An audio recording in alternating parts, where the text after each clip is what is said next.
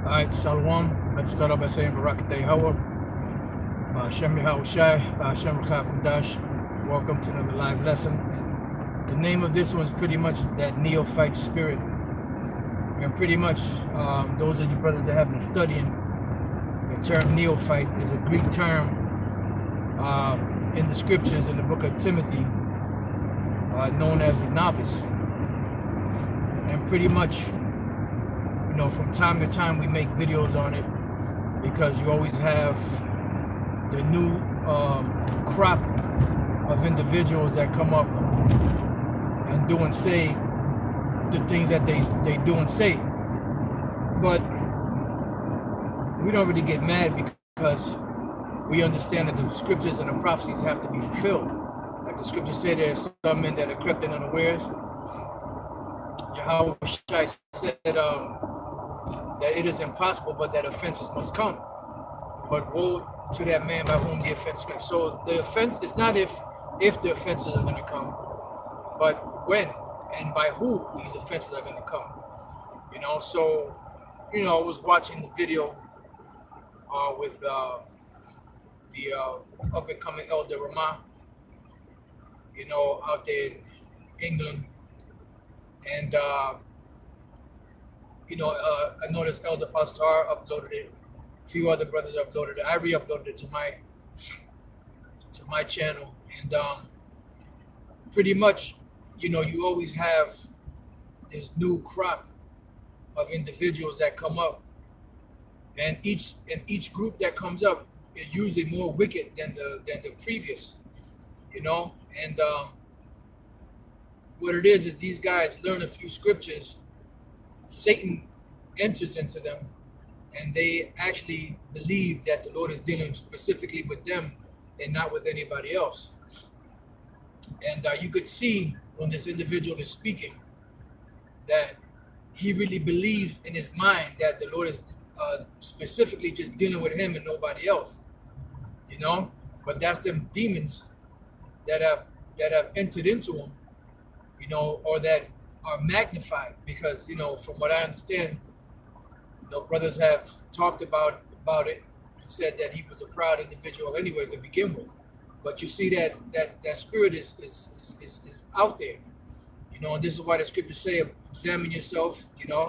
Scriptures say pride, knowledge puffeth up, pride goeth before a fall, so on and so forth. So it's important to constantly examine oneself, whether we be in the faith or not. Now, the Passover is coming up soon, it's going to be coming up soon, and it never fails. Every time that the Passover is about to roll up, there's some incident that usually happens, either before, during, or after, and in some cases, before, during, and after, that something happens with certain individuals and they start tripping, bugging out, and being exposed, So you see this leaven that's entering into these guys, and all of a sudden, they are the master teachers, and we're just some flunkies on a corner somewhere, some old, washed up dudes, Well, the scriptures say, grow old in thy work. We came in this thing when we were young men. There was not a lick of gray on either one of us. You hear testimonies from the apostles. I myself, the Lord brought me in when I was 24 years old, and that same year I turned 25, And that seems to be like out of the 4 apostles, 3 came in at that age. Elder Rakah, was a special case that the Lord brought in a lot earlier, but nevertheless, around 24, 25 years old, a man has pretty much experienced the world. They experience clubs, driving, women, drinking, getting high, or whatever the case is. So they've experienced all those things. But that's why, some individuals come in this thing when they're too young and end up falling out because they never had a chance to experience life. We've had examples of that.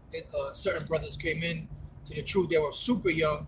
I mean, they were on fire, There's one I dig the brother's spirit. I love the brother, but he came in too young, and then when he started, little, a little bit of trim from these chicks, he lost his mind, and talking about he never lived his life, but it is what it is. So usually around 24, 25 years old, a man has pretty much experienced what they're going to experience in the world.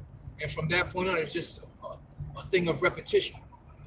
Experiences grow with the repetition of what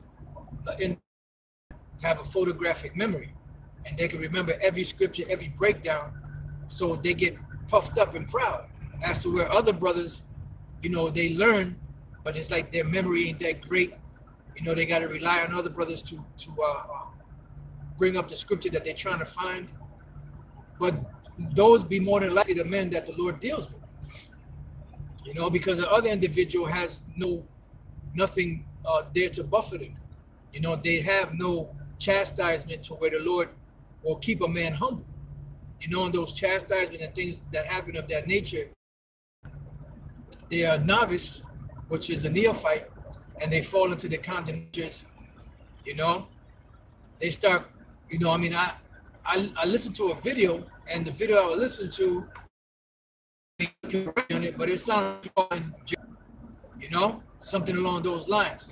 Brothers can correct me if I was wrong on that. But that's what I saw in the video.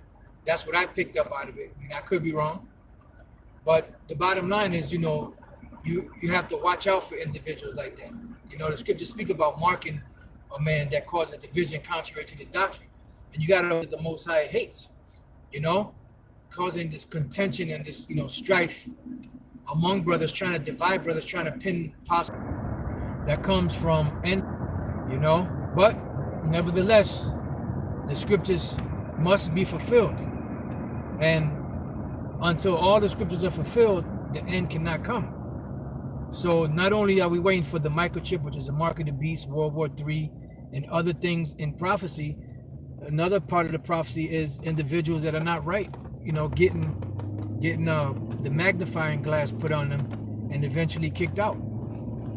So you have this neophyte spirit that's been around. You've had many examples of it for you brothers, in the YouTube era brothers.